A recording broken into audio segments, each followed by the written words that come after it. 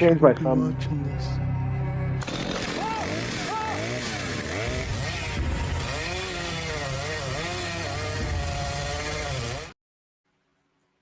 Made it too dark, but it's cool. Give it to me. Yeah.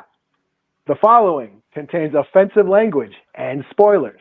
Listener discretion is advised. Da da da da da da da da da. Da na na na na na na na na na. With Cold Slither, you'll be joining us soon. I don't know. You got me. Yeah, I know the Cold Slither. I will be reviewing that comic later. They had a theme song. I didn't know that. Yeah. Oh, damn. Man. I'm at the school. You want some Cold Slither? Yeah, you too comic booky for me for that one. Okay, we going deep. Right. Welcome back to the Comic Book Bullies. Your Boogeyman host Leroy, aka it was October the 3rd. He asked me what day it was with my co-host. Yeah, this is Eli, aka Pumpkin Spice Pop-Tart. Bam, and also shout out to our third co-host, the lovely, voluptuous AI. All hail the Doombots. All hail the Doombot. Eli, did you get my reference? On October the 3rd, he asked me what day it was. I did not. Come on, Eli, you don't know that one? Oh, man, you're going to give me the lore? I'm going to give you the lore, man. Mean Girls. Oh, shit. Okay, yeah. Hand over your card, man. I'm sorry. I'm a Heather's guy. Sorry. Okay. Yeah, we're back with the episode. We're going to jump into it. Everybody's seen the thumbnail. Hopefully, when we get through this, Facebook or YouTube or social media, whoever won't flag us for this video, but we'll see how it goes. But before we jump into it, Eli, I want to bring back a classic. I'm trying to see where it's at. Oh, I see it. We're gonna bring back classic box office results before we jump into the Halloween stuff and all that good stuff like that. But can you give it to me? What was the #1 movie of the week? I really have no idea. What came out? You really don't. I'm about to show it. Bam. Was that Taylor Swift? Really? Again? Yes, Taylor Swift, the official release party of a showgirl. She released a new album this week and a movie, and it's #1 in both. Well, damn. I think she's the first artist to do a movie and album in the same week. #1. Damn. And now all she needs is a comic book. She should have did a video game. She just did all at one time. Toy line, whole thing. Yeah. Clean action sweep. figures. Yeah. A soda. Yep. And here's the thing, Eli. For some reason, she released this on Mean Girls Day. I didn't know that was a thing. Like I said, I'm too online to know that Taylor Swift dropped on Mean Girls Day. So there you go. Okay, yeah. That's out of my wheelhouse. Sorry. Okay, out of my wheelhouse. I just happened to see that. I was just like, why do I know this? I should know this. Yeah, but that's not what I'm here for. That's not what I want to talk about. I didn't give a fuck about Taylor Swift. I'm sorry. I know we just got banned just for saying they're going to flag us just for that. But what I also want to talk about, if you see #5 on the list, is it 5? Let me get my glasses. I can't see shit. Not my fault. Not #5. #6. I'm jumping the gun. #6 on the list. I know you can't see it. I'm gonna. Oh, is it Demon Slayer? Yeah, I'm trying to say the whole thing. Demon Slayer, Kamitu, Yoshi, blah, blah, blah, Final Showdown. The anime. Maya. All right, so that is #6 on the list. But here's the big thing about Demon Slayer, Kamehameha, Ultra Infinity. So it became the highest grossing comic book movie of the 2025. It just beat Superman this week. No shit. Yeah, it's like by a good margin. And here's the thing, it hadn't even been released in China yet. Oh shit. So it possibly could hit $1 billion in 2025. Well, Demon Slayer is fucking huge. Like, yeah. Like, I know us old geeks, us old farts, like to think, the MCU is like, all knowing, the all seeing eye, but no, the kids. Oh, the MCU is already disco. It's already there. Yeah, the kids are into Demon Slayer. Like I watched, like my niece had me watching Demon Slayer when I had COVID, when I got COVID back, like during the pandemic, and that's what I did. I watched the first season. I haven't, and it's cool. I dug it. But it's anime. And there's something about anime. It's where, it's all cute and the weird voices. But then they're like the anime we grew up with. It's not Ninja Scroll. It's not Ghost in the Shell. This new shit. It's whatever. So yeah. Well, yeah, like these cute little characters, but then they're cutting each other's heads off and shit. Right. It's kind of a weird tone Screaming to the top of their wise. lungs, I'll never forgive you. All this Yeah. shit, like, okay, I can't get this, but yeah. But here's the thing, Eli, if we talk more about Demon Slayer than Spider-Man, we get more views. So, there you go. Yeah. there you go. Why? Yeah. Why are we not the anime boys? We need to be the anime. People, Eli, everybody asks us that. Why are we not the anime police? Oh shit! All right, so now we move on to the next part. I just want to talk about that. We move on to the next part of the podcast. So, Eli, you have a movie before we get to the thing, the thumbnail. You have a movie. We're going to talk about that movie, so we're going to jump into it. The Toxic Avenger. Yes, I got to see the new Toxic Avenger, the remake of the Toxic Avenger from Trauma. So, if for those who are familiar with Trauma, you know what I'm getting into. Mm-hmm. For those who don't know, it's an acquired taste. Trauma is a very low budget film company. Lloyd Kaufman. Yeah. Yes. Lloyd Kaufman is basically the Roger Corman of Jersey. Just very low budget, trashy, campy schlock. That's what they did. That's what they've always done. Low budget horror, sci-fi, goofy shit. Toxic Avenger was their mascot, pretty much. Their most popular franchise, if you will. They had a cartoon, had a toy line. They got a cartoon. But it was the Toxic Crusaders. Yeah, the comic books, for the kids, it was the Toxic Crusaders. Mm-hmm.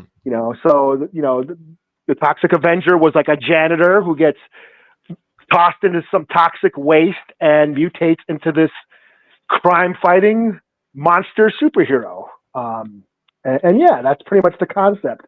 And so they remade this movie for modern convenience. And it pretty much sticks to the same formula. We have a janitor played by Peter Dinklage. He's suffering from a terminal disease. He doesn't have health care. He ends up robbing the company that he works for. It turns out that the company is up to shady, corrupt, shenanigans. And there's like an activist who's trying to expose the truth. She is being targeted by the CEO of the company, ends up hiring like this punk gang who's just, Before you go any further, Eli, this is sounding kind of political. Oh, yeah. Yes. Okay. As goofy and cheesy as these movies were, the Toxic Avenger was very much a comment on environmental conservation and pollution and stuff like that. So they were very woke. Yeah. Get over it. Okay. The Toxic Avenger is my favorite Avenger. Shout out to Funny Guy 4321. Funny thing is like a funny, I watched the original Toxic Avenger, I saw it. I rented it, and these movies were originally just made very low budget and cheap. They went right to video before DVDs. This is the 80s. Mm-hmm. And I remember renting one when I was like 11 or 12 or something like that. And my mom thought I was watching a porn. Yeah, they kind of were shot like that. Like you couldn't tell the difference. Okay. Yeah, but that's the thing. It was like low budget, blocky trash. There was a lot of blood and boobs in these movies. So a lot of naked chicks into Trauma movies. Kind of like an exploitation flick. And of all the times she decided to walk in, she walked in during a sex scene. It's kind of like Terminator. You watch Terminator by yourself, it's fine, but your parents will walk in doing the sex scene between Sarah Connor. Yeah. Every time. It never happens. Yeah. It never fails. They're in the tits. Yeah, there's tits on screen. That's when they decided, what are you watching? Right. As soon as you walk in. So she turned it off. She's like, no, you're not watching this.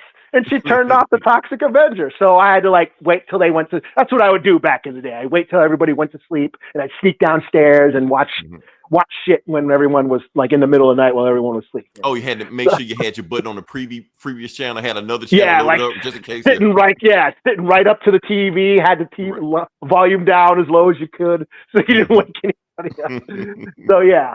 But anyways, yes, the new movie follows the same sort of concept. There's this activist trying to expose that corrupt corporation, and the janitor gets caught in the crossfire. She's like being chased by this gang of thugs. He gets tossed into a vat of toxic chemicals and then transforms into this mutant monster who ends up fighting and exposing the corrupt corporation. And it's very violent. All the violence is over the top and gory. It's a very splatterific, a lot of blood and guts, stupid, cheesy fun. And that's pretty much it. Yeah, I mean, this movie has a budget. It feels like it has a bigger. I mean, we have Peter Dinklage, we have Kevin Bacon. You have like these. Okay. Yeah, you have like named actors in this movie. It feels like it actually looks like it's shot on film. Like instead of like a VHS recorder, camcorder, or whatever. iPhone or some shit. Yeah. So yeah, there's a bit of a budget behind it, and it is like total cheese, camp, bad, so bad that it makes you laugh. Just corny crap. It's trash, but that's the thing. It's trauma. That's what trauma has always been. It's an acquired taste. That's you either like it, you don't. Yeah, it's just junk food. and yeah, there are some lulls here and there. Some of the jokes land, some of them don't. But for the most part, it put a smile on my face, and I enjoyed it for the most part. So I'll give it a 4 out of 5. Check out the new Toxic Avenger. Oh damn! Now where'd you watch it? Streaming. It's on streaming now. Streaming where? Oh, you talking about like iTunes or like VOD and I got on Vudu and shit. Gotcha. Okay, just making sure. And then Donut watched it the other night too, so I watched it with Donut. Cool. I didn't know if it was on HBO or something like that, which I'm still pissed off at HBO. Okay, I apologize for y'all because I know we promised y'all we were gonna do Nasia 2 this week. Oh yeah. We told everybody to watch it, but it turns out HBO was only doing Nasia 2 in Asia, but they didn't tell us that. So yeah. So I'm suing them. Eli's suing them. If y'all want to jump on this lawsuit too, hit me up. I add your name on it. Shit. Something I can't remember it. Forget it. Something dropped on Max too, and I was like, oh shit, I should watch that. No, I don't remember what it is. Hi, pause. I can't see it. Pause for Ethereum. I guess I know I screwed that up, but that's okay. All right, so we move to the next part of the podcast. Okay. Now we're gonna get to the thumbnail. I don't know how many people saw this, saw what we're about to talk about, or even know what we're talking about. Because the funny thing about it is, Eli, of course, Netflix did a Ed Gein show, 8 episodes, just fuck as long. Like I said, right there, monster Ed Gein story. What I realized, Eli, is that a lot of people don't know about Ed Gein, or Ed Gein isn't as popular as I thought he'd be. I thought people knew who Ed Gein was, or what he inspired for, but apparently this is a lot of people's first, introduction to him. I'm like, oh, so y'all in for a ride? Because I mean, with y'all, okay. Most of the movies that he inspired are old, so people know those movies, even if you haven't seen it. People know Psycho. Yeah. So, but people don't know where the inspiration of that came from. Yeah, or Texas Chainsaw. Or Texas Chainsaw Massacre. Or Silence of the Lambs. Silence of the Lambs, yeah. So the thing is, like, all those movies we just named, and like I said, they, like, basically the slasher genre is inspired by this guy, by Ed Gein. Pretty much, yeah. Yeah. Now, a lot of, the thing is about Ed Gein, like I said, I'm not going to say he was the first serial killer, but you can almost say he's like the Michael Jordan of serial killers. That's how other serial killers look at him. If you want to make celebrities out of these assholes, sure. That's what they're doing. What do they do? They have shirts. Yeah. I mean, that's what I'm saying, because he was this psycho serial killer, sadistic deviant and shit like that. But then you're gonna hire that dude from Sons of Anarchy to play him. You're like, huh? Women in their true crime docs, chicks dig serial killers. Okay, Eli, 5 minutes in the scene, in the show, this is what you get. So yeah. Well, yeah, they make Ed Gein like all hot and sexy and shit. I guarantee you, when I look at the analytics, this is where the video's going to spike right here. Oh yeah. So, and I think and I get it. You know what I'm saying? Because like I said, we're making documentaries about sexual deviance. Like, all these dudes have sexual problems and they do weird shit like that. And if you're gonna do it, you don't want to see an ugly person having sex. I mean, Eli, you want to watch a Jabba the Hutt sex tape? Exactly. For real. Right. You don't want to see that. You know what happened. I was going to say it's like slave laying it or what? That's what I'm saying. Oh, so you thought about it for a second. When I hear you, You caught me off guard. Eli, most people would be like, hell no, I don't want to see that. You thought about it. You were like, hell. Yeah, probably not. The fact that you took that long to answer that's the problem. Yeah. Fuck it. You caught me, all right? You caught me. But it's the internet. It probably already exists. I'm sure. Just don't know about it. You said it though. That's a tangent I didn't want to go down, but we went down that road. I'm sorry, y'all. You put that thought in my head. I'm sorry, y'all, to put that image in y'all head. I'm just saying. But I'm pretty sure the majority of people other than Eli will answer that a whole lot quicker than he did. What were we talking about? Ed Gein. Okay. No, I took so long because I was actually offended. No.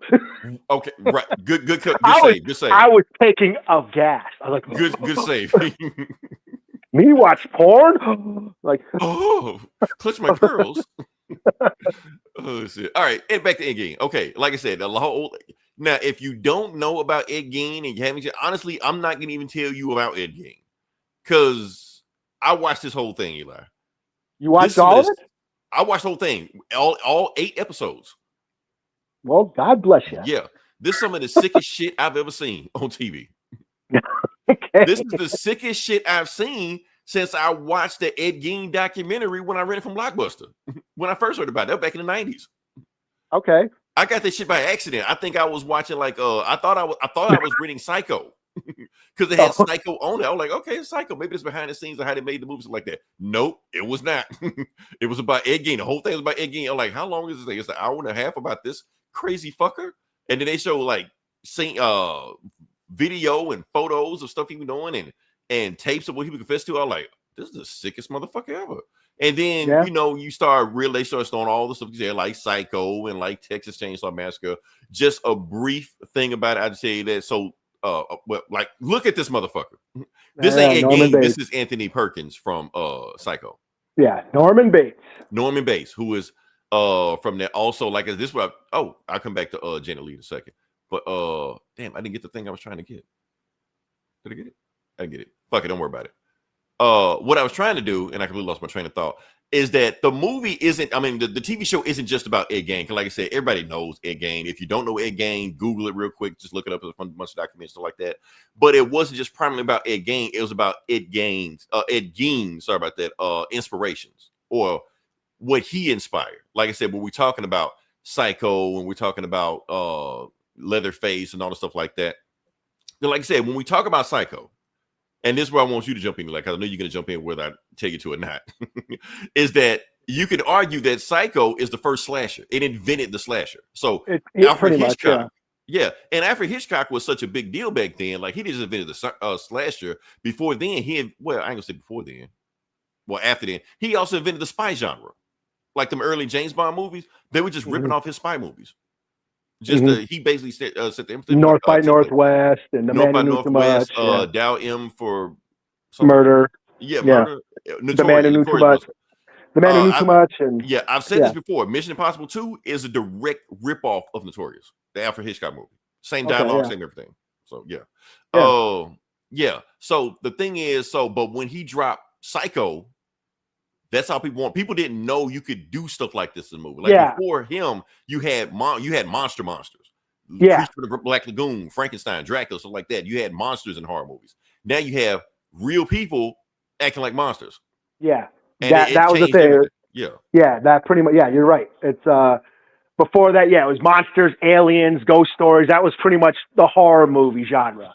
Mm-hmm. And Psycho and there was other similar movies, but like Psycho was one of the first horror flicks that the monster is human, the monster is man, the monster is the guy next door, Right. So, which paved the way towards slasher movies. Which paved the way for slash movies, the crazy killer running around hacking up his victims. Yeah. Right. That's why we're saying that even that movie, Psycho, influences other movies. Because, like I said, that's what I'm talking about. Janet Leigh. Now, for those who know who Janet Leigh was, she was Norman Bates' first victim in the movie because we thought she was the protagonist. And Alfred Hitchcock, like, nope, bam. And it just fucked everybody's head up, stuff like that. So when they made Halloween, it was almost an homage to Psycho because they were trying to bring, further that slasher genre. And so they hired her daughter, Jamie Lee Curtis. Jamie Lee Curtis. Yeah. So it was almost an homage to Psycho. We're going to do yes, she's a Nepo baby for everybody freaking out about that shit. So, yeah. So that's the thing. So it all ties in together about that. Now, about the thumbnail. Because now we talked about what Ed Gein influenced, but the show also talked about what influenced Ed Gein, and that was fascinating to me. Because apparently what he was fascinated by was that when he was a young kid, stuff like that, he saw footage of the Holocaust. Oh, well, wow. not footage, but like people showing him pictures of the Holocaust, and it fucked his head up because he didn't realize people could do so. Like all that shit he was doing. We heard in the documentary, he learned that from the Nazi doctors in the Holocaust. They were doing that stuff to Jews. Mm-hmm. So that's when he learned stuff like that. And but he didn't just learn it in from photos. He also learned about it in comic books. Oh, okay. So what they were doing, so they were giving him comic books of the Nazis doing this stuff, and he was reading about it, and all the stuff he read about it in those comic books he wanted to do. Now I know it sounds weird. You did. Good job. You tied it to comic books. I told you I was going to do it. I know it's a big leap. Like I said, it's a comic podcast. We got to tie stuff together. So I know it sounds weird. Like they're like comic books. What he was reading, Mickey Mouse, and it went shit. Like no, okay. So we got to explain because every time we talk about comic books, we have that connotation of what comic books are. People just think comic books are, that, and they are. People don't understand why they're like that, though. The reason they are like this, because superheroes dominate comic books, is because of government mandate back then. Because before before superheroes took over, people weren't fucking superheroes. People weren't reading superheroes. They're reading horror comics, crime comics, and there was no censors. They were all fucked up. They could do whatever they wanted to back then. Sex, before violence, the comics code, before the comics code, and that's why the comics code came, because you could just do anything in a comic and they didn't care. And who was reading this stuff? Kids. So that's when the Seduction of the Innocent novel came in, saying kids were fucking up everything. That's why they did all that stuff. So that's when the superheroes took over, because they would say, comics were too violent. So then they kind of just stuck. That's it. I mean, it started to branch out. Now, it just started branching out like in the late 90s, 2000s. When it started, because then it was just like for the next year, just superheroes. That's all it was, stuff like that. So it started branching out from there, and that's what we got from there. So all that fucked his head up. So they basically, what they're saying, the same thing Seduction of the Innocent saying, everybody was saying that comic books fucked his head up, made him a serial killer, made him do all the crazy shit. So yeah. What else I got here? That's what I'm looking for. Leatherface. Okay. For those who don't know, yes, Leatherface wears a face on his head. And we talk about other, like I said, Leatherface was the main inspiration for him. Norman Bates was the main inspiration for him. Buffalo Bill from Silence of the Lambs, Also, another deep cut, Eli, I'm gonna give you. Joker, remember Joker from New 52? Oh yeah. He wore his own face. He cut his face off and wore his own face. Yeah. That's definitely an Ed Gein reference. Matter of fact, I'm gonna go even a little deeper. He partly inspired Arkham Asylum, the video game. Okay. I'm gonna go leave. Okay, because the thing is, what they said in that TV show is that because here's the thing about Ed Gein, he did all this fucked up shit. He chopped up all these bodies, ate people, all this shit like that, something like that. But really, he lived a comfortable life after all this shit, because he didn't go to jail. He was just in a comfortable mental hospital, and he died at 77, peacefully. Why? Because he pleaded insanity. So when lawyers found out he could do that, and other criminals found out he could do that, they just started pleading insanity. Oh, I'm crazy.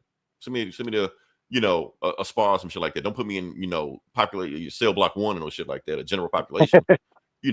And that's pretty much the plot of Arkham Asylum. All of Batman's villains, they just I'm crazy. I'm insane. Send me over here. Don't put me in Gym Pop. Put me over here. So that's when Batman gets locked in Arkham Asylum. He got to fight his way out of these crazy motherfuckers that he put there. So I think all of that ties back into Ed Gein. Like I said, even people don't know him, he's popular. He does a thing. He's there. So yeah. But like I said, yeah. As a metalhead, yes, I've been familiar with Ed Gein. I'm pretty sure I'd be shocked if you weren't, Eli. Yeah, like there's a bunch of death metal bands. Slayer has a song called Dead Skin Mask. The first time I heard it, it gave me the creeps. Okay. Now, we'll say this. Now, how accurate is this show? Not very at all. Because the thing is about Ed Gein, even though they got all this stuff about him, they only tied him to one murder. So technically, he's not a serial killer. But the thing is, when he was doing his thing in that town, people just come up missing just left and right, and nobody investigated anything. Mm-hmm. Did he do it? It's Did he not before, do it? and it's before like they really knew how to profile serial killers and Right. stuff like that. I mean, there was no such thing as serial killers back then. Yeah. Or they didn't have a name for it. So yeah. Yeah. I mean, it was like Jack the Ripper, but that was like in England in the 1800s, and right. They would never caught him. So they never caught him. Right. And the theories and all that. But yeah, mm-hmm. it was the whole detecting, the way police investigations were still developing. Right. So when people come up missing, they just didn't think twice about it. Like, oh, they just gone. That's it. Like that. Mm-hmm. Another thing why I'm saying like Halloween might have been influenced by Ed Gein also, because they say one of Ed Gein's victims was a babysitter, which Jamie Curtis was a babysitter in there. Well, that's the original title of the movie. Was the babysitter murders? The babysitter murders. Okay, yeah. And then John Carpenter and Deborah Hill changed it. They wrote the script and changed it to Halloween just to give it a theme. Mm-hmm. Oh, yeah. So pretty cool. So yeah, so that's all. So but like I said, going back to the show, what I thought about the show, like I said, honestly, it's some sadistic shit. From what I saw, this shit. I mean, I understand a lot of this. Over half of this shit is made up. They just made some shit up because they don't even know if he killed the people. They gotta make it. They gotta sensationalize it. It's a TV show, so of course you gotta sensationalize. I get that, So a lot of but the funny thing about it, Eli, that all the murders in it, because like I said, we don't know who he killed, who he didn't kill, but all the murders were references to horror movies that we've seen, like popular horror movies. Like like the first scene I seen where you probably couldn't see it when he was chasing those guys with a chainsaw. Yeah, Texas Chainsaw Massacre, that, which they said that he never actually used a chainsaw, he used a bone saw. But I guess Texas Bone Saw Massacre doesn't have the same ring to it. Well, Wisconsin. This took place in Wisconsin. Yeah. Which is right next door to my state here, Minnesota. So. Okay. Yeah. Also, where Milwaukee is, where Jeffrey Dahmer. Y'all got a lot of serial killers up there, man. Something about Wisconsin, man. Yeah, Wisconsin. Yeah. The land of something in the cheese or the beer or something. I don't know. On a time, you're gonna kill somebody. So yeah. And by the way, fuck the pack. That's not good. Also, like I said, they made a bunch of references to it. Like I'm pretty sure, like there's a reference to another Texas Chainsaw Massacre when he hit the hammer with the girl or some shit. There's another one. There's a direct reference to Michael Myers on this for some reason. Like he's I saw a clip like the preview on Netflix where he's like in the outfit, like the he's dressed up in the dress, the mom's outfit, and he's wearing the mask. It looks like Michael Myers. Yeah. So they definitely, it looked like a Michael Myers mask, which I'm pretty sure they took all that in consideration also. But like when one of his victims was in the bathroom and shit like that, and then he's in the bathroom, but he steps down on the stool also, and then y'all just taking this directly from Michael Myers. The psycho scene is that one of his victims, he actually opens up a shower and like, none of this shit happened, man. But it's fun. It's just entertaining. You gotta take this shit with a grain of salt. That's all. But, But that being said, if y'all watch this shit, the really, really, really fucked up shit, that shit happened. I'm not gonna say what happened, but if you see some really, really fucked up shit, that shit happened. So yeah. So you just want to do some fact checking with this and that stuff like that. But yeah, the motherfucker was crazy. The last episode was completely made up. He did not what I was gonna say, talk to the FBI to get Ted Bundy convicted. That shit never happened. So they just made that shit. They just pulled that shit out their ass. Is this a shared universe? They're gonna have the Ted Bundy shows next or whatever. That's what it seemed like. Like, y'all teasing this? Y'all letting us know what's coming up next? Okay. The after credit scene. The after credit scene, like, oh shit, y'all to turn to the MCU, the murder cinematic universe, some shit. So that's all. The chicks would eat that shit up. They would love this shit. Just a calendar of just all the serial killers they had and shit like that. But like I said, this show, like I said, sick, honestly made me uneasy. Only reason I watched this shit because I just let me just talk about this shit so I can completely forget about it. This is not some shit I would ever watch again. I'm not saying it's bad in any way. It's just some sick shit. damn near borderline demonic to me. Like I said, this ain't honestly. You got to be a sick fuck to be in some shit like this. Sorry, Eli. I'm just saying, but yeah. Well, yeah, true crime's never been my thing. The fact that like I can watch all the horror movies and all the blood and gore, but it's not real. It's fake. I know it. True crime actually happens, and that bums me out. So I can't. Yeah. Yeah, and think about it, like okay, I can understand that, but we look who we're talking about, and we're showing what he did. He takes it way farther than your normal serial killer does. So, your normal serial killer. I know this sounds fucked up, but, but like I said, if y'all get into, like I said, you even got to watch a Netflix show. Just watch a documentary or YouTube video, stuff like that, and even then, you probably won't even make it all the way through with all the crazy shit that you hear he's done. So yeah. So, slap a score. I probably should not have clicked on this. I knew I should have clicked on it. Okay, we just caught a virus. That's okay. I don't know. I don't know what to do. I don't know what to rate this. Because, I mean, like on a production level, acting wise, I mean, it was all top notch.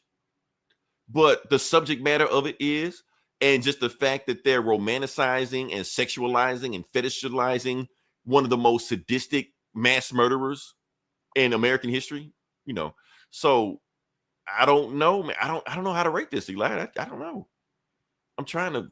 Oh, I'm gonna give you. Okay, Netflix. Oh, okay. The Real Spoonie. You have been here before. Okay, I know about the Netflix boycott. I don't care. Reason I don't care because Elon Musk is spearheading it. So anything he says, I'm gonna do the exact opposite. So that's just how it goes. So yeah. But you do you. Have fun with that. All right. So rating, I'm gonna give it. I'm gonna say 4 out of 5, Eli. I'm gonna say 4 out of 5, even though this shit fucked with my spirit. Well, that's the thing. It's like it's supposed to. Oh, you know, horror is supposed to fuck you up. You know, there's certain horror that is fun to watch. You know what I mean. But then there's some horror that legitimately creeps you out and makes you feel uneasy, and that's what it aims to do. Right. And that's what it sounded like this did. You know. Yeah. I mean, I feel like is this irresponsible of them to unleash this on the world? You know, this Ed Gein, because just like the Nazi Holocaust inspired him, maybe this inspires some other crazy motherfucker out there. This is probably the slickest one there's been shitty. I saw an Ed what the hell's his name? He's an actor. Back into like the early 2000s, there was all those serial killer straight to DVD movies, and there was a shitty Ed Gein movie. Jeremy Renner played Jeffrey Dahmer in one of those. Yeah, Jeremy Renner. I saw that too. He played Jeffrey Dahmer. Before Hawkeye, really, but yeah. Yeah, low budget serial killer flicks right to DVD, and there was an Ed Gein one that I saw and was really trashy and crappy, and yeah. This one looks a little slick. Yeah, I mean the production value they spent money on this. They had production value. Yes, they valued the production. Yeah. So I can't knock it for that. I mean, it gets a good score just for that alone. It's just the fact, like morally, should we, the way they tell the story, they do romanticize the stuff, and they almost make you feel sympathetic for him. I wasn't. I'm just saying they want to make you feel sympathetic for it. Like I said, they always like, well, what makes a person do this? Why was a person do this? So this mental health and that mental health. And that's a legitimate like theme too. Like, you know, but studying like, can't a motherfucker just be evil? Can we just say that? Yeah. Well, we all gotta rationalize this shit. You eat faces, you fuck corpses.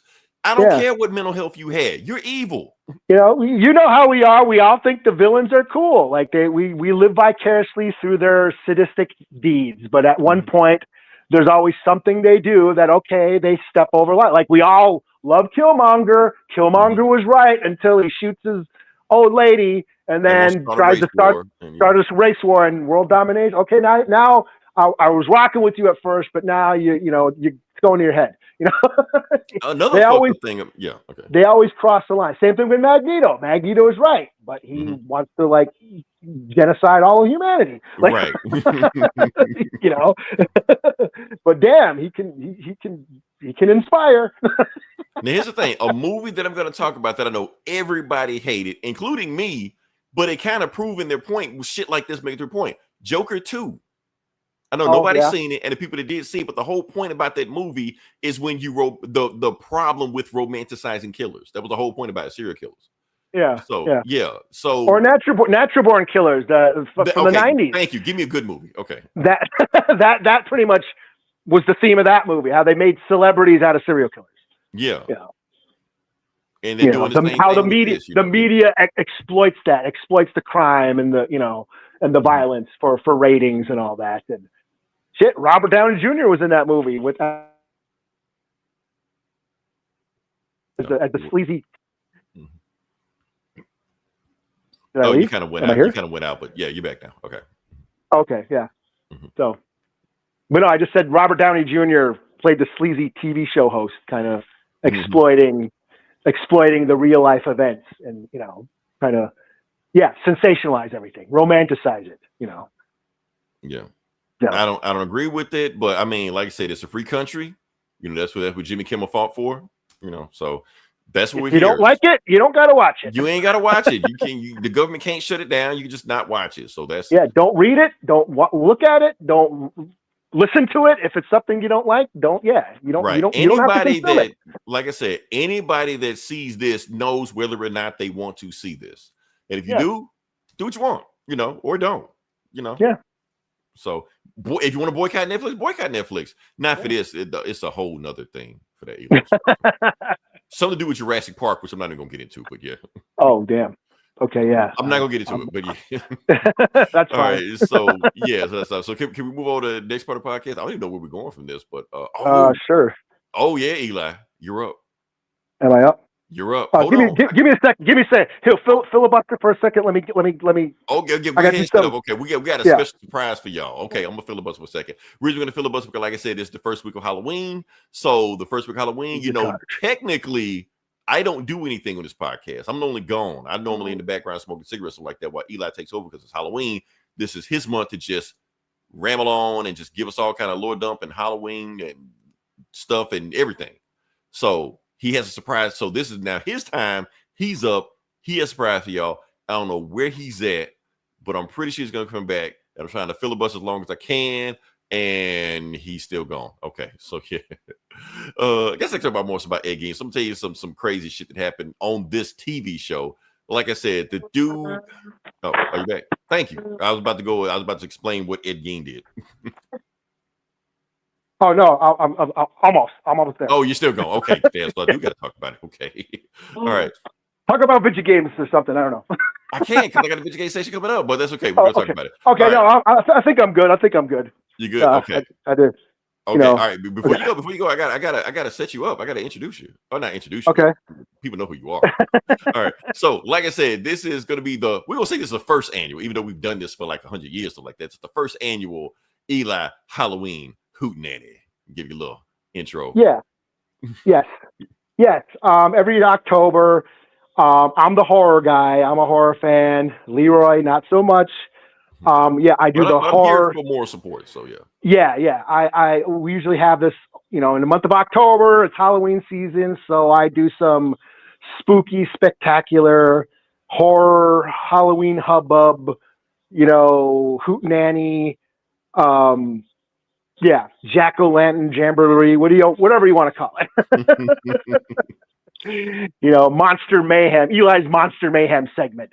And where I talk about some horror stuff. I talk about my favorite horror flicks, or whatever. And this year I was like trying to come up with something. Like, what can I do this year? And I was like, should I talk about this movie or that movie? Should I talk about some obscure flick no one's ever seen just to flex all the horror shit that I know, or talk about, I didn't feel like doing that. I didn't feel like talking about the classics again. I've done that. It's been done. Everybody's doing it.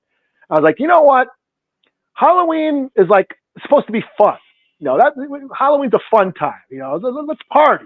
Let's like, why is it just me? Why do I have to just like, why do I get to have all the fun? Like it just turns into me doing a lecture while Leroy just sits back. No, let's get Leroy involved in it. It's a party. Let's enjoy ourselves. So I thought, how can I get Leroy involved in this? Leroy's not into horror, but how can I get him to have some fun too? So I was thinking, and then I could, this year for our Halloween Hootenanny, we're gonna do our favorite Halloween episodes from our favorite TV shows. And this week, okay. there you go. And this Okay. week, I have chosen my favorite Halloween episode from Community. I already knew it. Get out of my brain. I already knew you were gonna say it. Which one? The zombie episode? The zombie episode. The yes. zombie episode. I already knew where you were going with it. Epidemiology. The Halloween episode from season 2. I believe it's episode 6. Mm-hmm. And yes, Community, one of our favorite shows. It's great. The Russo brothers had their start on it, who went on to direct some funny book movies, I believe. They made a name for themselves. Yeah. And right now, but yeah. Yeah. I think we're going to hear from them again. You know? But no, Communities are one of our favorite TV shows, and their Halloween. Every year they had a Halloween episode every season, and they're all really funny. But the season 2 one, the zombie episode, stands out as one of the best. Not only the best Halloween episode, but one of the best episodes of the show. Yeah. They are having a Halloween. Now, just be honest, they're not technically having Halloween. No, yeah. they like have rabies or something. They get sick, they ate some bad chicken or something. Somebody cooked some bad food or something. Yeah, it was tainted taco meat from the Army surplus store because the dean was trying to save money on the party budget. Right. So he found like old rations from the Army surplus store and served it as the taco meat, and it got everybody sick. And they didn't really become zombies, but they had like it's like they got rabies. They got like a fever. They start fighting each other and start passing. Yeah, they start fighting each other, and they have this fever, and they kind of like, go walk around in these trances because they have such a high fever, and they start like getting brain damage, and then all the characters end up holding up in the library in their study group room. Right. The main people that we know were hiding from. Right. Yeah. Yeah. And but it's then, pretty much, of course, in zombie fashion, one of them was bitten. They didn't tell anybody. Yeah. There's that scene where where they're all holding up in the library, and they're all like the doctor who's dressed up as the banana. Like they're all in Halloween costumes too, which is another hilarious little thing going on. Like Troy and Abed. Troy and Abed are dressed up like it's the alien and the that's the load whole lifter. Subplot that Troy didn't want to do the alien thing. He wanted to be sexy Dracula. So, we'll get into that. Okay. But anyway, so the whole party's getting sick, and the survivors, they board themselves up in the library and to sort of fend off the zombie horde, until the army shows up to cure them. Wasn't the army gonna nuke them? They were gonna at the end they were gonna do something. We got to go with Plan B because the rest. He only thought the dean was the only witness. The army, because they didn't want to know that food was out there because they was like, so they were like, let's just take out the whole town. So they're like, okay, there's the whole school is infected. Okay, we'll go with Plan B. Let's cure them. But there's that thing where Troy and Abed, they're dressed up as an alien and the load lifter, and Troy, he didn't want to be a nerd. Right. So because he wanted to be cool like Jeff. So so this is before nerd shit was cool. This is before the MCU made nerds like fashionable. Right. This is before the Avengers movies. So being a nerd and a geek wasn't that cool. And that's kind of like his thing. He ends up embracing his inner nerd at the end because he's still trying to be a jock to save everybody. They eat this the tainted meat, and they're biting each other. And then the doctor, I think it was Annie's boy, she was going out with this doctor Annie's dude, boyfriend who Jeff hated. Yeah, and he was dressed up as a banana. Right. And he's going over the symptoms. Yeah, you get a fever and you get stomach cramps and you feel a little woozy. And then there's one more symptom. Slurred speech. Slurred speech. They're like, oh shit, he's a zombie. Yeah. And then Jeff like kick him into the zombies or something like that and kick him out of Yeah. And then Britta's like, what do you mean? I was like, I got bit 10 minutes ago and I feel fine. Yeah. So then, they make it a escape for it. And, and Troy ends up being the last survivor, quote unquote, to get infected. And there's that one line where Abed's like, Troy, be the first black man to make it to the end, which is a direct reference to Night of the Living Dead, where the black guy he doesn't survive. He makes it to the end only to get murdered. Which is the whole horror movie at that. Yeah. But that's what's cool. And there's the ABBA soundtrack. The ABBA soundtrack's going on. So that's what Troy's trying to do. He's trying to get to the AC, to turn the AC on, so everybody's fever can come down and make them kind of curb the symptoms and stuff. That part with the cat when they're going through the back room and the cat keeps jumping.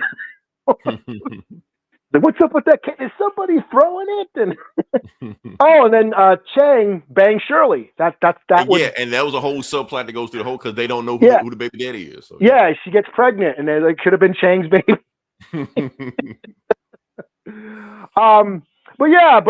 Also that episode, that's when Abed figures out that Jeff and Britt are banging. Yeah. So not this episode also sets up a bunch of other plots that read through the rest of the show. This is a great show. It's written very well written show. And I think what makes this cool is it like follows the zombie formula. And this is like right when the zombie trend was like at its peak. The Walking Dead. The Walking Dead hadn't even come out yet. I think this predates The Walking Dead. But like Zack Snyder's Dawn of the Dead, written by James Gunn, 28 Days Later, those movies spawned the resurgence of the zombie movies in the 2000s. And we had a bunch of zombie flicks, and this came out right during that time. Eventually, The Walking Dead came out and killed the genre. But he was sexy Dracula in this. Okay. Yeah, but The Walking Dead comic was going on before the show. So this kicked off the zombie trend. And it's sort of a parody of zombie movies. I mean, they're making direct references to other zombie movies.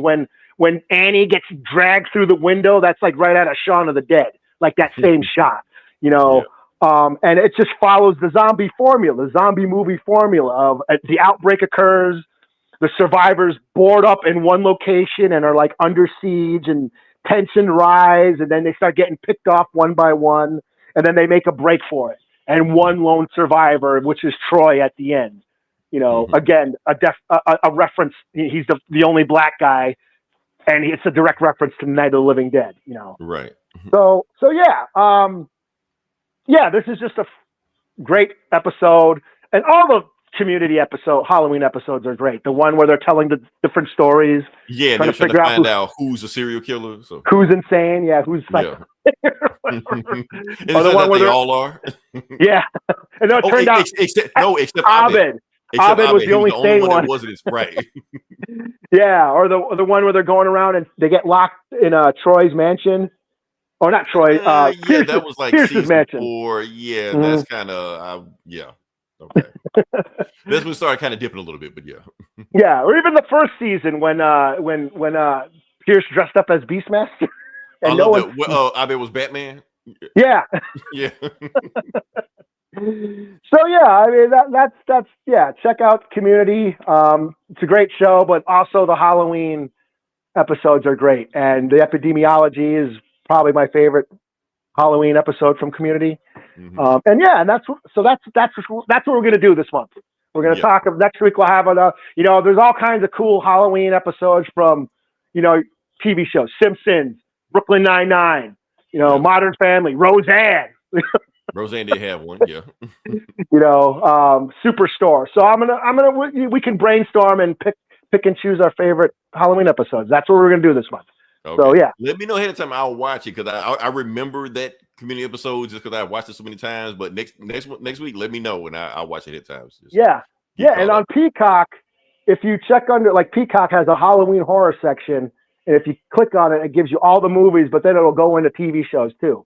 So it'll give you all the Halloween episodes from the TV shows that are on Peacock, where Community is. Community is on Peacock. Yeah. So yeah, there we go. Merry Halloween, motherfuckers.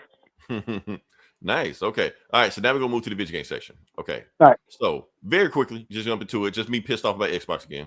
Hold up. Before we go there, hold on. Let's see the trade. Oh, we cut another virus. Okay, my fault. I should have clicked on that. He'll be back. Don't worry. I'm going to talk. While he's going, I'm just go ahead and talk about this. All right. So Xbox.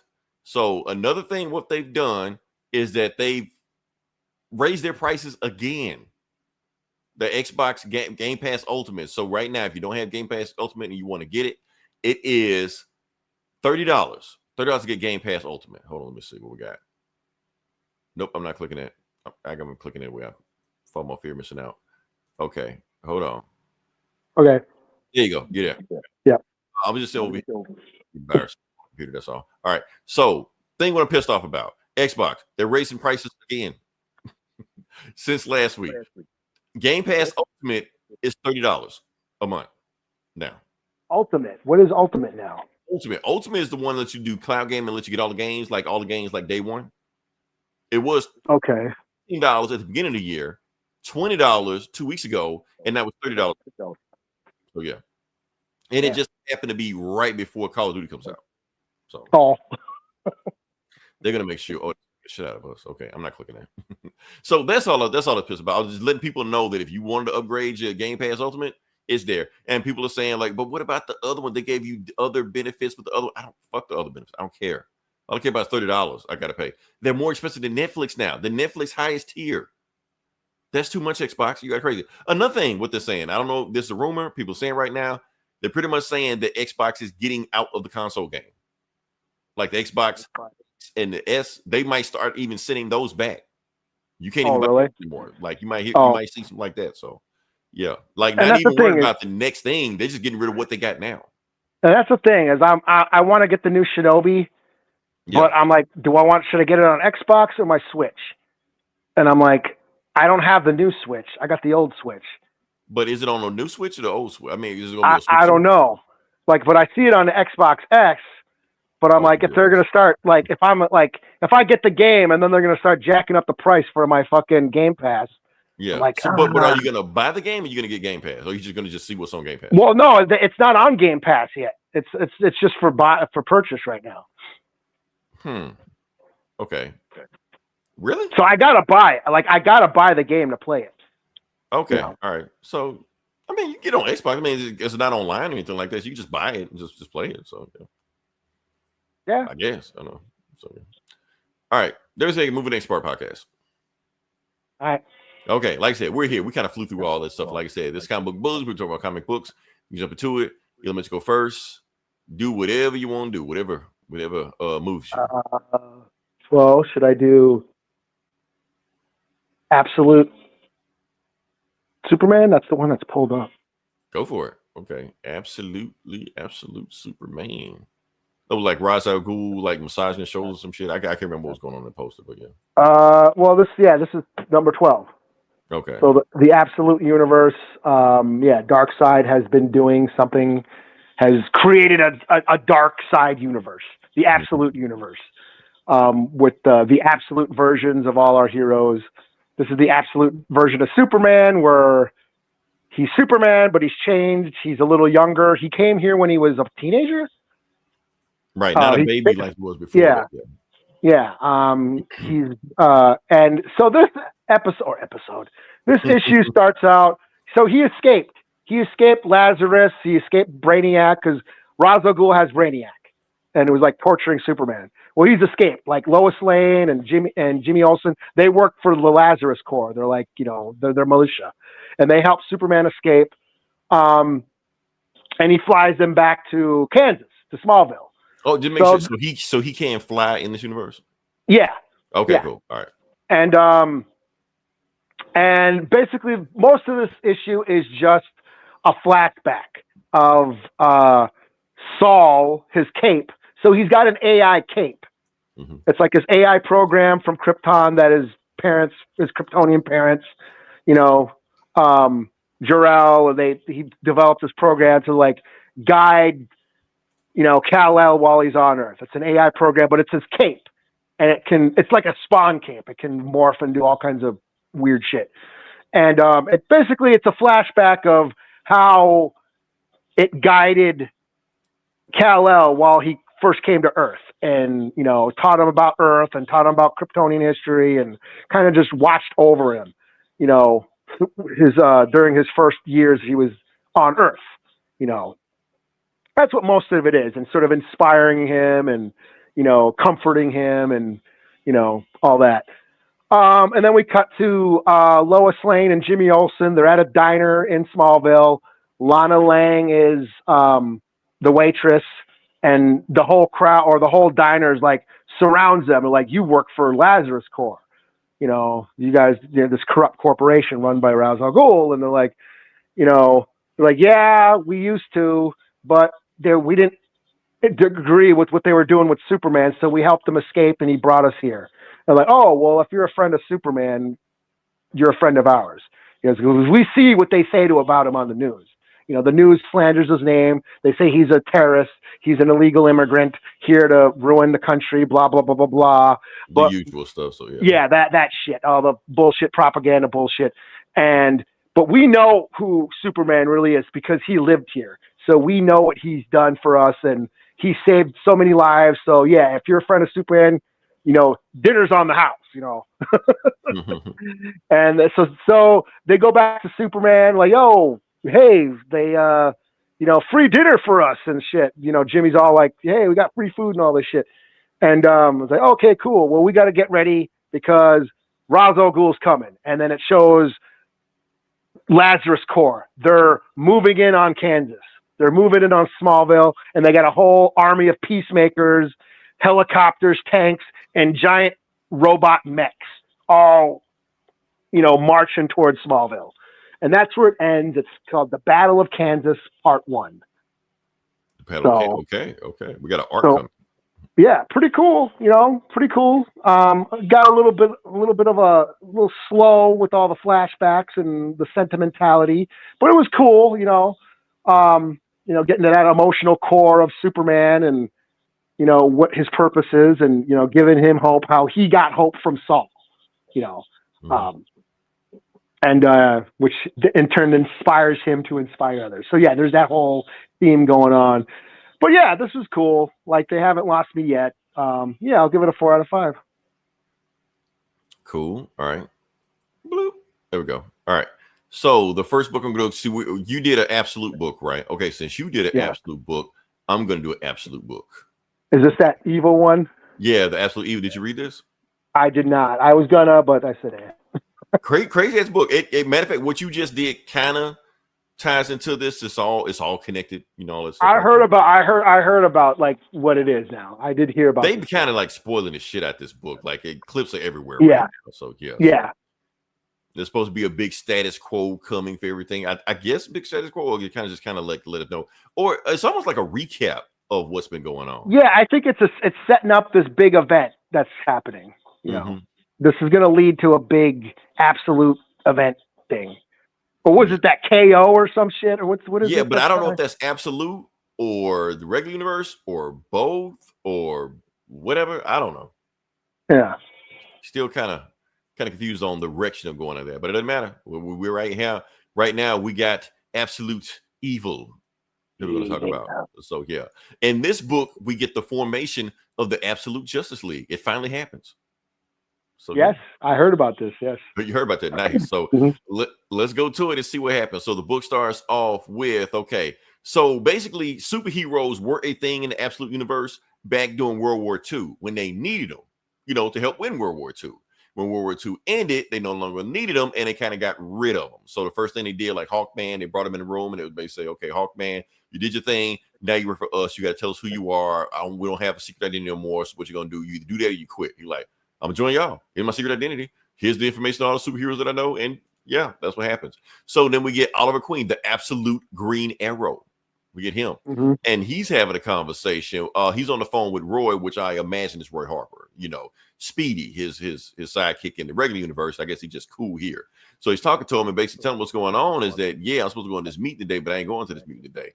What I'm going to do is that there's this asshole billionaire that thinks we're cool, and he's got his own private island, and he's running kids up and through that island, stuff like that. Sounds familiar. We're not gonna they touch into it a little bit, but we're gonna keep moving from there. So basically Ollie's just like, look, I'm sick of this shit. I'm gonna take that guy out. He's a billionaire. He thinks nobody can touch him. I gotta do something with my money. I'm gonna touch him. I'm gonna take him out.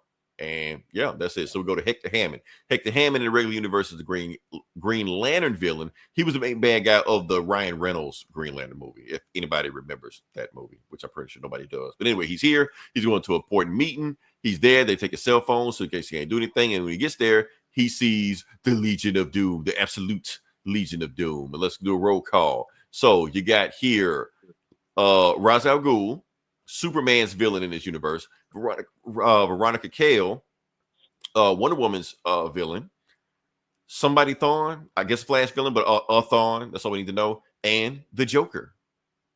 You know he's a Joker because he doesn't smile. So yeah. So these there, he's just like, hey, so what the fuck? Why are we here? So the reason the Joker's like a billionaire in this. Yeah, he's a billionaire. He's the one with money. Bruce Wayne is broke. Yeah, if that makes any sense. So yeah. Everything's topsy-turvy, wibbly wobbly. That's how the universe is. Okay, so why are they meeting? This is a meeting they have because and once you get to it, because basically what they're saying is they're doing a recap of they belong to this organization, basically the government. The government has been purposely, systematically getting rid of superheroes since World War II. So the first thing they just give you some prime examples, like this Wesley Dodd. Wesley Dodd was this guy that got rich off some kind of sleeping agent that he made, to help people sleep. While at the same time he was doing that, there was this crime-fighting vigilante named Sandman that was using his sleeping gas to put people to sleep. So it doesn't take two and two to put two together. So they shot him. They figured out who he was, shot him. All his patents and formulas came up missing, but somehow those same formulas that he invented ended up in World War II that the United States was using to win the war, because they turned into nerve gas. Wildcat was beating up people, but he kept going higher up the list, beating up people. All of a sudden, he got offered money, like $15,000, to just look the other way. He took the money. No more Wildcat. That's it. Another dude named, that was it. Iron Monroe. They say he was some dude that was faster than a locomotive and could stop a bullet at so many times and stuff like that. And what happened to him? They shot him. No, they used Sandman's sleeping gas, but they weaponized it, turned to a nerve gas. So it doesn't matter how strong you are, it's gonna kill you anyway. And yeah, he's dead. They kill him. So they just said, so that's just 3 examples of 100 superheroes that we've taken out over the years like that. Because what we got to do is make sure that no superheroes come up, because if they do, they might oppose us. But that was then. This is now. A few months ago, 6 months ago, some huge monster called the Tetracide popped out of nowhere. That's from Wonder Woman. That's Wonder Woman. And Veronica Cale says, and this monster was the second most dangerous monster that popped out of in the city that day.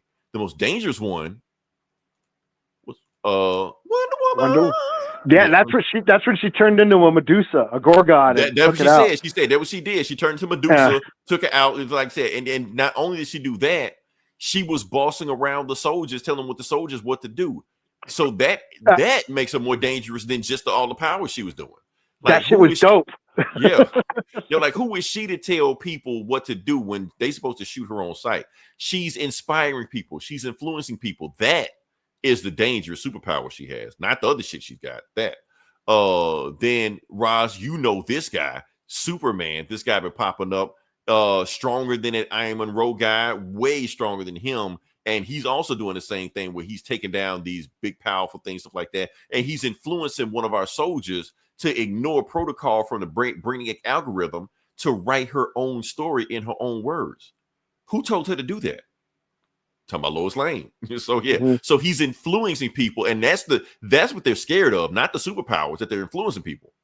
And then we got this other thing in Gotham City. We think he's human. We don't know. But yeah. And Joker's just like, yeah, I've been dealing with him. He's getting on my fucking nerves, and then and then you got other people, Green Lantern, Flash, and there may be other people we don't know about. Martian Manhunter. I dropped that. I'm not reading that anymore. People have been recommending it. I need to get back on. Well, I need to get on it. I haven't been reading it all, but people been recommending it. So yeah. I don't know enough about them for it to like mean anything to me, for me to appreciate it. Yeah, so. Martian Manhunter lore and stuff. Yeah. So. But that's what they're scared of. They're not worried about superpowered dudes popping up. They're worried about people inspiring the regular people to like rise up and go against the man and stuff like that. Like, nah, we are the evil billionaires of this universe. We control this shit. And that's when the Joker like, let me show y'all something. Yeah, bypass Hector Hammond. I don't give a shit about him. Oh yeah, that's my fault. Okay, so Hector Hammond was just like, look, man, I don't need y'all to do this shit, man. I got enough money. I can do this shit on my own. We don't have to pool our resources to take our guys out. You're like, yeah, you do. You want to know why? Because there was a dude about to come after your ass and kill your ass. But guess what? We made a phone call, and then you see Hawkman holding Green Arrow's body. Problem solved. So when he was going to go to Epstein Island and take them folks out, they're like, nah, no, you're not. So they Hawkman fucked him up. Yeah, he's dead. Damn. And they just leave him on the table while they keep doing the meeting. So yeah, and that's when Joker stands up. He was like, y'all, let me show y'all something. He was like, oh, go bypass all this shit. So yeah, Joker's just like, look, I'm gonna show y'all something. I have scientific proof of some shit nobody else knows about, but I'm gonna tell y'all because I've been doing research. So everybody thinks, so scientists have been theorizing there's this particle that unites everything in the universe. They call it the God particle. But I've been doing research and realized that there is something else in this universe that isn't right. And Brainiac is like monitoring the whole thing right now through Ra's al Ghul's eyes, because him and Ra's al Ghul in cahoots. So yeah. And that's when he says, Green Arrow's body's still on the table. So he said, I found something else that connects everything in this universe. And then you can even see it looks like an Omega symbol flying through everything. Oh shit. We call it the Omega symbol. Particle. So yeah, I'm sorry, the Omega particle, what they call it, Omega particle. Yeah. So what does this Omega particle do? So what we realize in this universe, that if you do evil, this universe rewards you. If you do good, you end up like Green Arrow. So that's what happened to all the superheroes, because when they try to do good, they got taken out, because this universe is rewarding us for being assholes. So we need to keep doing it. So all these superheroes right here, Superman, Batman, Wonder Woman, all this shit like that, doing all this wild shit like that, we need to crush them now. But I'm not worried about it. We know we're crushing them because we've been crushing these guys for like 100 years. And you know how I know we're going to crush them? And Joker says, because God is on my side. Well, y'all don't hear me. He's preaching about dark side. So yeah. Oh yeah. So then somebody finally comes and drags Green Arrow's body out the room. So yeah. And it was like, so that's why we don't need to be friends, but we need to form a league. A Justice League. And it shows that they're having a meeting. They're having a meeting in the Hall of Justice. These evil billionaire bastard motherfuckers are the Justice League of the absolute universe. The Dark Justice League. Right. What the hell? Oh, and then Absolute Justice. Yeah, so Brainiac realized, okay, they're almost complete, but they're not complete. He's with Mirror Master saying, like, they have dark reflections of each other, but there's one person that doesn't have a reflection to bounce off him. It's Joker. He's a wild card. We need to control him. We need somebody to balance him out. And I have just the guy. And who do they show? Let's come to the end. Lex Luthor. Oh shit! Look at him. Yeah. Yeah. Since he ain't worried about Smallville and Superman's like that, he's actually been chilling. He's having to have a good ass life. So yeah. So he getting a call from Brainiac like, oh, y'all need me? Okay. So yeah. What the fuck is he like an Ed Gein? Is he got like bodies in his basement or some shit? Well, I guess we're gonna find out. Yeah. What's Ultimate Lex? Because he hasn't shown up. We haven't seen Ultimate Lex. We haven't seen him. Absolute. It's confusing for me too. I forget what. Yeah. Yeah. So this is the first time we've seen Lex in this absolute universe. He's got hair. Yeah. It's what the fuck.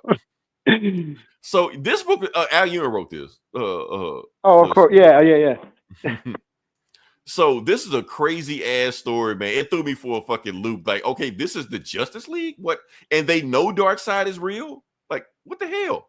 So crazy book. 5 out of 5. Yeah, it is like the ultimate, where the makers, like the Mysterio, all the guys rule. They really rule the universe. The secret Illuminati group. So yeah. Yeah. Yeah. And then, No, the superheroes trying to yeah, it is very much like that. So yeah, well, that sounds pretty cool. yeah. Because I saw it and I was like, you know what, this is probably they're just setting up something, and I'm like, and I'm it's not, exactly what it is. It just was a setup yeah, book. So yeah, I'm not reading the Flash or the Green Arrow book or the Green Lantern, Absolute Green Lantern shit. So I was like, but no, I think they that kind of sounds know pretty that cool. because Green Arrow, Flashback, they kind of just flew through them. They're like, we know y'all not reading that shit. Let's just focus on Batman, Superman, and Wonder Woman. You know, the shit that's selling. Yeah. So So that's all I got. So what you got for now? Batman #2. Okay. Fractions Fraction. Batman. I did read this. Oh, you did? Yeah, well, but it's all you. It's all you. You can assist. I can assist, but it's all you, baby. You can be on deck. Yes. Yeah. I will produce. So yeah. So we start out. Yeah, Max Fractions. He's got the new arc of Batman. This is an absolute Batman. This is regular Batman. This is regular Batman. Yeah. Yeah. So we start out with a flashback of Bruce with Damian and Tim, and he's trying to teach Tim how to, drive the Batmobile. In case, well, just drive in general. He just teaches him how to drive. Yeah, and especially so he can, in case an emergency when he needs to drive the Batmobile, he can do that. Mm-hmm. So then we cut to Tim on one of his missions. He's out on patrol, fighting crime. He finds some thieves stealing shit off a truck. He shows up and takes the guy out. And what are you doing with those drugs? And he thinks it's cocaine or something. It turns out to be baby and he tastes it. Who does that shit? Yeah, he's like, wait, this isn't cocaine or whatever. This is baby formula. And the robber's like, yeah, it's baby formula. I'm broke. I'm trying to feed my kid. So he's legitimately a broke dude just trying to feed his family, his baby, But then the cops show up, and the guy runs, and the fucking cop shoots this guy in the back. Right. Kills him. And Tim's like, what the fuck, you asshole? And then the cop takes a shot at Tim and shoots Tim. Shoots him. And then ends up throwing him in one of the paddy wagons full of criminals. Right. He's handcuffed, but the criminals aren't. Yeah, and then the cop, this corrupt piece of shit cop is like, yeah, hopefully those criminals will beat the shit out of that kid and blah, blah, blah. We're going to take him on a rough ride or whatever the fuck it's called. Hitting every pothole as he goes in. Yeah.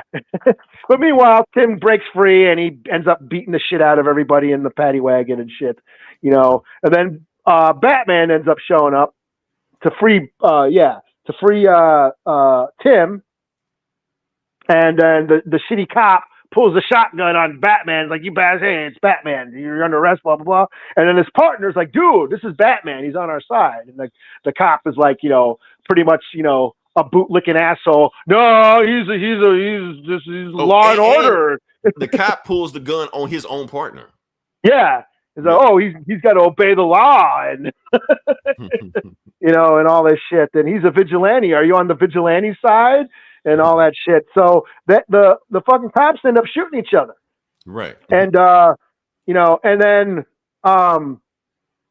one of them's laying, they're both laying on the ground, and Batman and Tim are tending to their wounds and shit.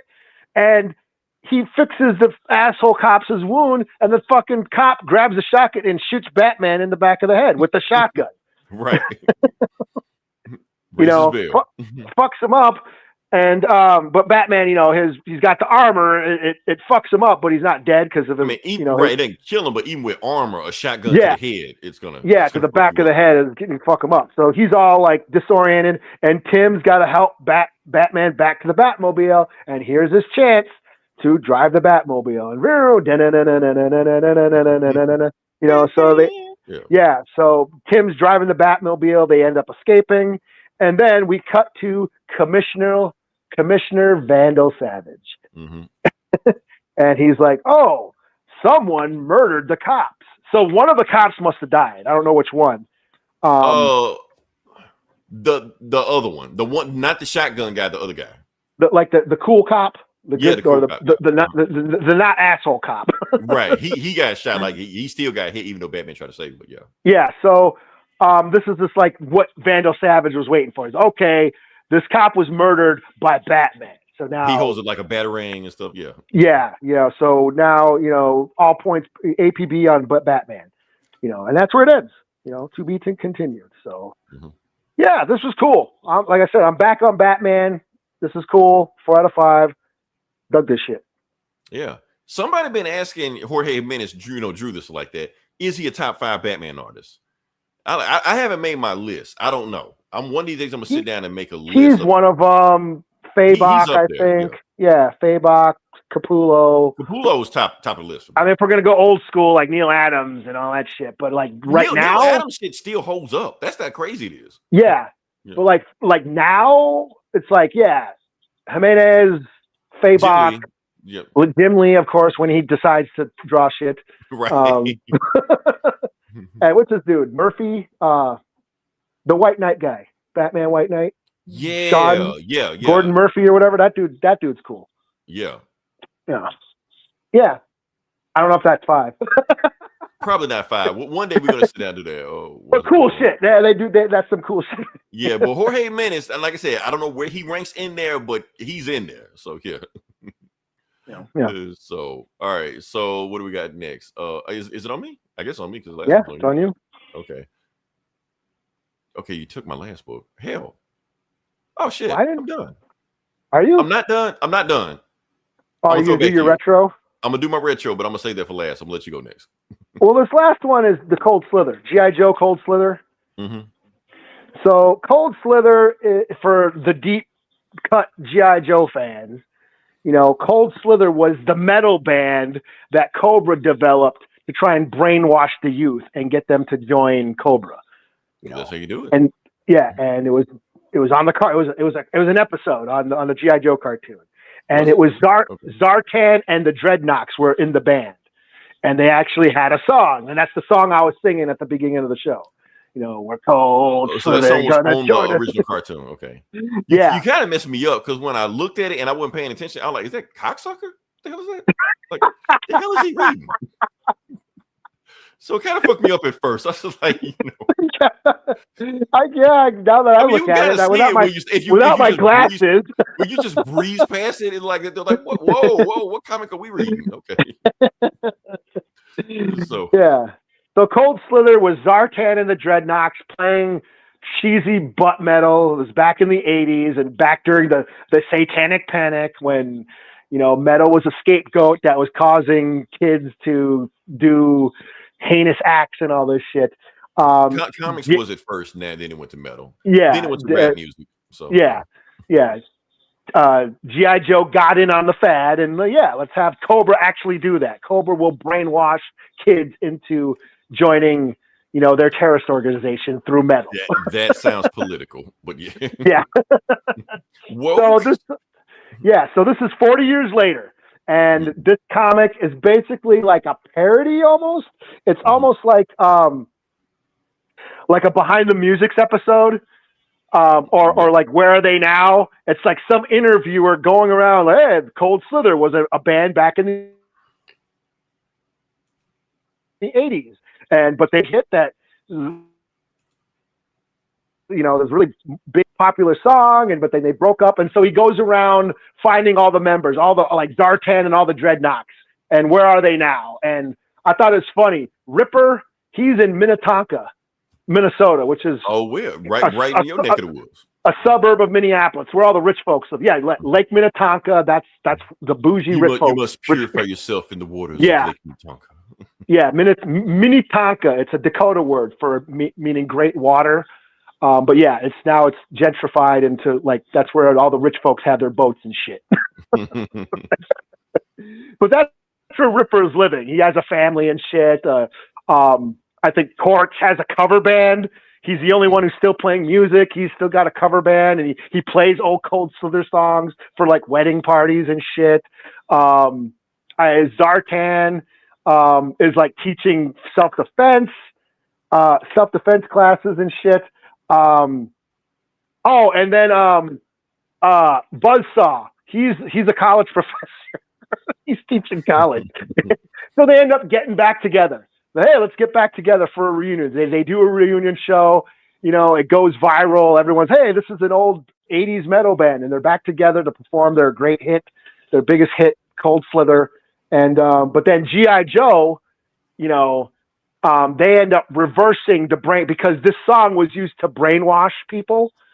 So G.I. Joe ends up reversing the signal to basically snap everybody out of being brainwashed. And then they end up exposing what Cobra is doing. You know? And this was an episode on the old show. This was an episode of the old show, yeah. Wow. But okay. yeah. So yeah, that was the comic. It was pretty cheesy. It was fun. Like I said, if you're a G.I. Joe fan, I'm sure Gomer. We should have got Gomer in on this. Wherever he is, I guess he walking the earth like Kane for Kung Fu. I guess I don't know. He probably has the Cold Slither figures, like right. But no, this past summer at Comic-Con, they announced this book. They were doing this book, and they actually recorded an album.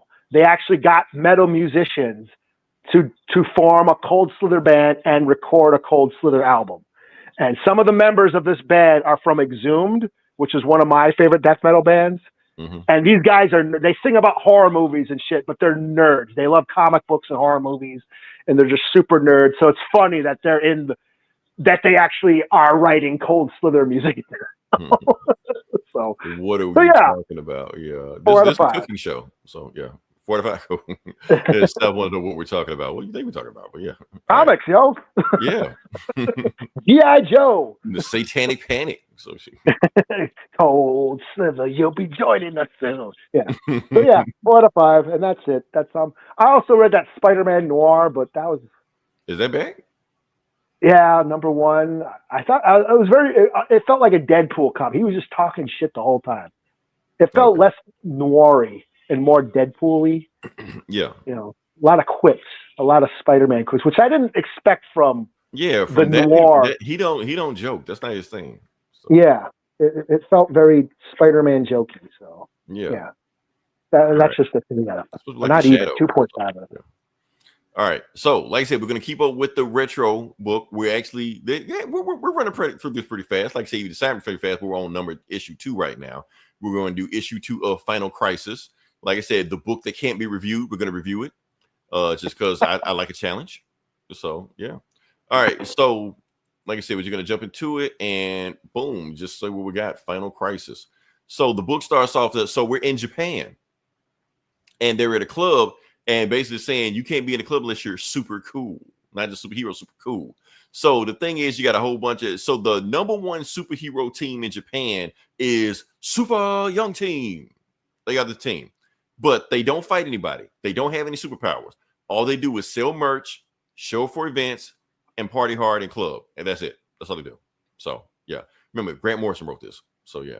So, when we go out and talking all this noise, that's when you get the number 1 superhero in Japan, Sonny Sumo. Now, Sonny Sumo is a Jack Kirby creation from the 70s. So, he was in those New God comics also. So, he just asks for a glass of water. That's all he does. And while he's drinking a glass of water, that's when this other dude named Mega Yakuza shows up through the cyborg, shows up. I want to fight. I want to fight you right now. And I heard you the best dude in Japan. And I want to take you out so I can be the number 1 guy. He's like, don't take me on. Go through my manager. We'll set this up in the ring. He's like, nah, I want to fight you right now. So he like sets him on fire and shit like that, burns him. Sonny Sumo finishes his drink. And then bam, wrist through his chest, rips his heart out, and throws it in his drink that he just left.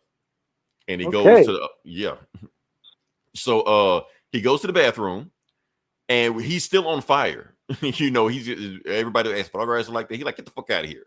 Let me heal up. And while he's in there, this other guy walks in. This black dude walks in. Everybody just let him walk in. They don't check him something like that. And he talks to Sonny Sumo. He was like, man, get out of here. Like, nah, you need me help right now. So he does this thing. Beep, beep, beep, beep, beep, beep, beep. It's a mother box. And Sonny Sumo heals up automatically. He's like, how'd you do that?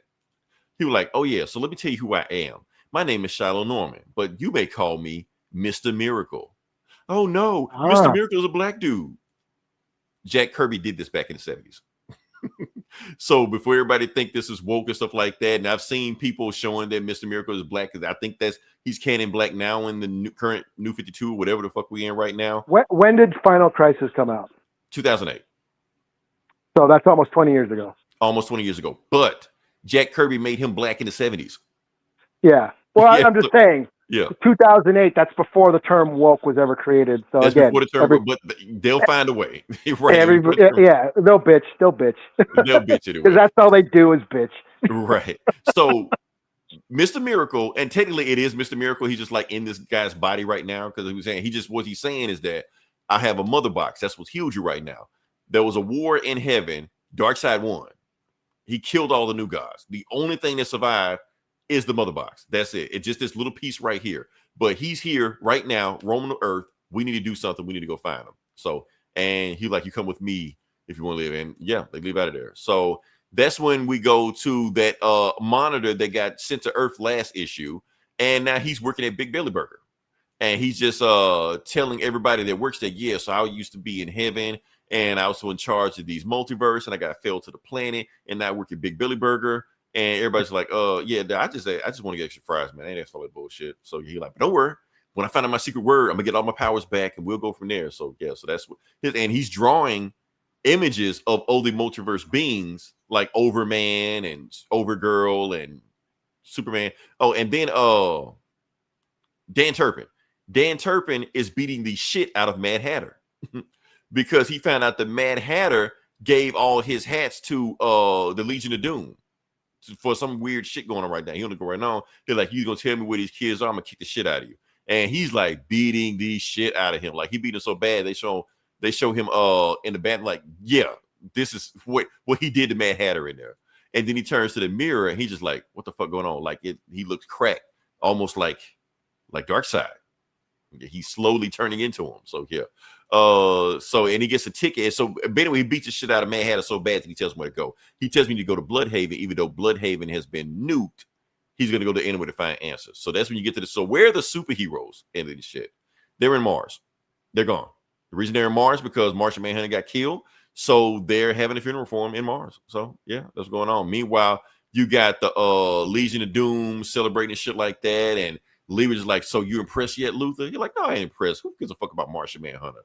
You want to do something real impressed? So Lee's like, okay, so what? So if I take out Superman and take Superman off the board, will you follow me then? He's like, no, I will take you seriously then. I didn't say I'll follow you. I'll at least pay attention to what you're saying. But you ain't good enough to take Superman off the board. You're like, yeah, I am. He's gone. Done. Out of here. Like, what? Yeah, just that easy. So yeah.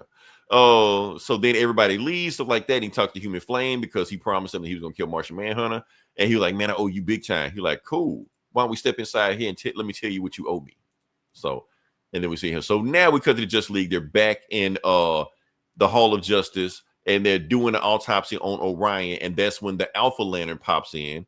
And she's just like, oh, look at this backwater ass planet. Y'all don't even know what the hell going on right now. Hal Jordan, is these who you guys teaming up with?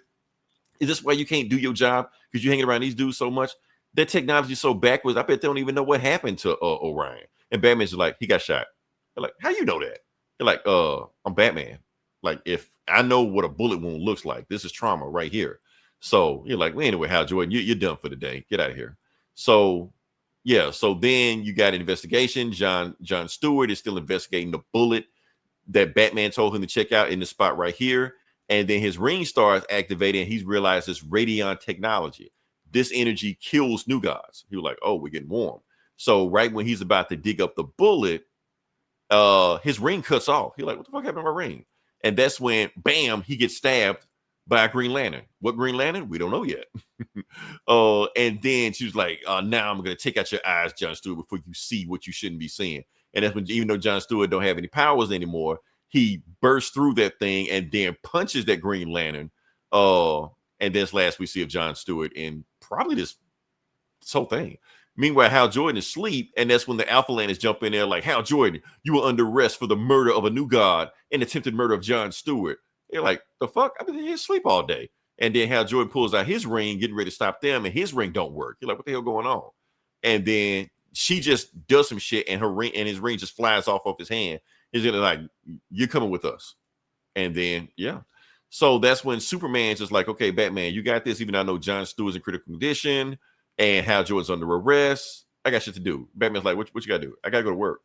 I'm gonna get fired if I don't show there. He's like, work? The fuck is that? You know. So he flies off, and that's when Batman is going back to Orion, and Orion's body is about to go back to the source, so they don't even have a body to even do an autopsy on. But the Alpha Landers is like, it don't even matter because we already know who killed him. Hal Jordan did it.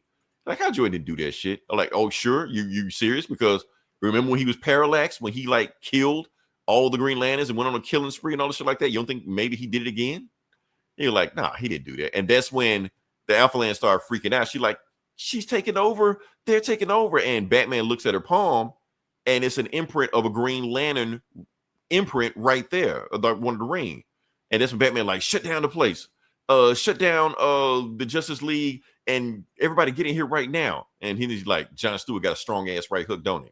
So this was the Lantern that tried to kill John Stewart. Batman has already figured it out. And she's just like, oh, I'm glad you figured it out. And I guess you got about 30 seconds before your teammates come in here and take me out. But guess what, Batman? You don't have 30 seconds. And then she does some Scorpion shit with the Green Lantern, takes him out. Batman stunned. And she's just like, you're a prize of Granny now, and causes a boom tube and bops out of there. So this Green Lantern was Granny Goodness the whole time. Granny Goodness had taken over her body. So, yeah. So that's when Dan Turpin goes to Bloodhaven. Even though it's been nuked, he gets down there. And that's when he sees that preacher that's been preaching on TV and something like that. He's like, praise the Lord. Come on down here, and I'm going to show you what's going on. So he gets down there. He sees a whole... so they're in Command D. That's the base going on right now. And they see what's going on. He was like, where are these kids? I came to rescue some kids. You're like, man, you already seen the kids. You know where the kids are. And that's when you see like they're doing experiments in the evil factory. Oh, and you see Batman captured in the background, tied up. And Batman is telling Turpin, call the Justice League. Get him down here right now. They're everywhere. And then that's Batman. He's done for the book. Then we go to Superman. Superman has turned in a report based about the death of Orion. And he talks to Jimmy Olsen. He's like, Jimmy, let me talk to you for a second. And Jimmy runs out of the room. Turns out it's not Jimmy. It's Clayface. And Clark's thinking like, wait a minute. Did I see Jimmy downstairs? And then, boom, Daily Planet blows up. Damn. Clayface put a bomb in there. Yeah. And Superman just standing there by himself. He's like, what? Lois. Lois was caught head first in the blast. So, yeah. Meanwhile, you got the Flashes reinvestigating some things. So they go to a strip club because that's where they trace the energy of Martian Manhunter back to. So the reason they're at this strip club, because before it was a strip club, it was the place that Wally West first met Barry Allen, but they've turned it into a strip club. So, yeah. So to get down there, they know for a fact this is where the Legion of Doom headquarters is. They know where everybody's at. And they see Metron's chair. They're like, well, that ain't good. Plus, maybe that's where the bullet came from. And as soon as they see that, a bullet shoots out of it. And not only that, Jay Garrett is just like, Wally, you don't feel the energy? You don't recognize the energy? You're like, yeah, it's him. And it is, bam, Barry Allen chasing that radium bullet to kill Orion. So this is the first time we've seen Barry Allen since Crisis on Infinite Earths. He's been dead the entire time. Okay, yeah. He's just now coming back, and he's being chased by the Black Racer. So, yeah. So he's trying to catch that bullet before it hit Orion. Meanwhile, Black Racer's trying to catch him because you can't escape death. So, yeah. Oh, to continue. That's it. So, yeah. So that's the book. So now you got all the moving pieces, stuff like that. It's slowly the Justice League is slowly getting taken out. Batman's gone. Superman's gone. Martian Manhunter's gone. So, yeah. Darkseid is. So, that's the book. So, that's issue 2. This is what preluded the New 52? About a couple years before. It was like putting the building blocks in place of New 52. Some other shit happened before then. But basically, like Barry Allen started the New 52. So, yeah, now that Barry Allen's back, yeah, we're on our way. So, yeah. So, that's what, like I said, issue 2. Next week, we're going to do 3. And we'll see if it picks up from there. So, yeah. Anything else you got, or? No, I'm booked out. Oh, okay. So I don't know. It feels like we flew through this show. I don't know what we were talking about. Yeah, we covered everything. I mean, yeah, we covered everything we need to. So yeah. Like I said, I appreciate everybody jumping in. Even if you were trolling us, hey, it's still engagement. Engagement is engagement. If you listen this long, definitely like, share, subscribe. If you listen long in 30 seconds, we appreciate you because you have helped out the algorithm. Next week, we already know what we're going to talk about. Eli's got another horror movie. And we're also going to talk about the season finale of Peacemaker. Oh, yeah, Peacemaker, yeah. Yeah, so there's supposed to be an hour-long episode directed and written by James Gunn. He said this an episode, hour. an hour. Most of the episodes been like 30 minutes. They haven't been long at all, but this was an hour. And he said this episode reads directly into the Superman 2 sequel. So, Okay. Yeah. So, Lex Luthor showed up last. Well, the episode before that, then Sidney Hammerstein showed up in the next episode. Mm-hmm. Yeah. So, big stuff happening. We're going to see what happens. So, like I said, until then, this is Leroy. This is Eli. We'll talk to you guys next week. Same bully time, same bully channel.